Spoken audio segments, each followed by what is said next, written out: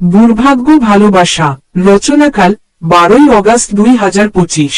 ভালোবাসার মানুষকে আমি আর পেলাম না, সে হয়ে গেল অন্য কারোর। আর ফিরে পাবো না, এমন পরিস্থিতি শিকার হব। আমারই তো দোষ, সময় থাকতে বলতে পারি নাই। এটাই এখন আফসোস, আমি তোমায় ভালোবাসি এই কথা বলতে পারিনি। একদিন আমি বলতে গিয়েও আমার সাহস হয়নি। তখন ভেবেছিলাম পরে বলবো, কিন্তু বলতে পারলাম না। তখনই যদি কথাটা বলে দিতাম, কোনো আফসোস হতো না। আমি ভেবেছিলাম সে আমাকে যদি বারণ করে, কিংবা এমনও বলতে পারত সে আমাকে ঘৃণা করে। একথা ভাবতে ভাবতেই দিন গেল চলে।